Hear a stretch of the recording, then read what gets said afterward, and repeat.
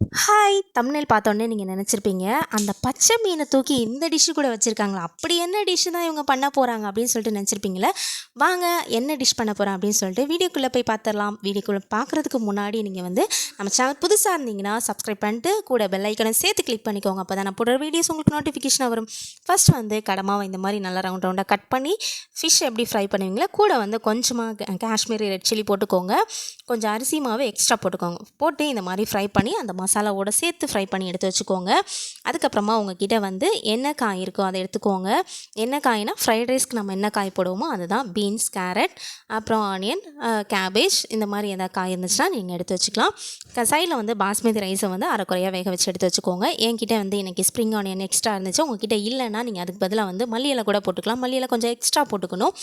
உங்ககிட்ட spring onion இல்லைன்னா இதை வந்து நீங்கள் ட்ரை பண்ணிக்கலாம். கூட வந்து 2 முட்டையை வந்து இந்த மாதிரி கடாயில் போட்டு வரட்டி வச்சுக்கோங்க. வரட்டும் போது நல்லா சிம்மில் வச்சு வரட்டுங்க. அப்போ தான் வந்து நம்மளுக்கு ஃப்ரைட் ரைஸ் போடுற மாதிரி கரெக்டாக வரும். கூட வந்து கொஞ்சம் பெப்பர், சால்ட்டு போட்டு நல்லா வதக்கி வச்சுக்கோங்க.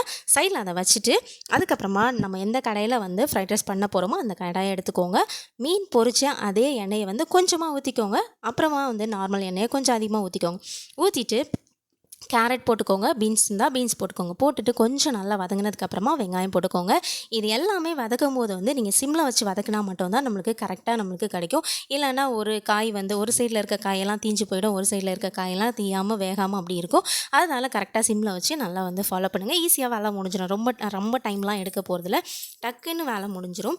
அதுக்கப்புறமா கேபேஜ் போட்டுக்கோங்க. கேபேஜ் வந்து ரொம்ப வதங்கணுன்ட்டு அவசியமே கிடையாது. லைட்டாக கலர் மாறினாலே போதும். ஏன்னா கேபேஜ் வந்து சீக்கிரமாக வந்து வேகிற ஒரு காய் தான். அதனால லைட்டாக கலர் மாறினதுக்கப்புறமா நம்ம எடுத்து வச்சுருக்க முட்டையை போட்டுக்கோங்க.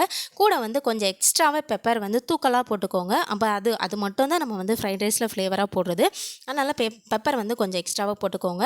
இந்த காய் வதக்கும் போது எல்லாத்துக்குமே நீங்கள் ரைஸ் வந்து வேக வைக்கும் போதும் கொஞ்சம் உப்பு போட்டுக்கோங்க. என்னென்ன வதக்குறீங்களோ எல்லாத்துலேயுமே வந்து கொஞ்சம் கொஞ்சம் உப்பு போட்டால் மட்டும்தான் உப்பு வந்து லாஸ்ட்டில் கரெக்டாக நம்மளுக்கு வரும்.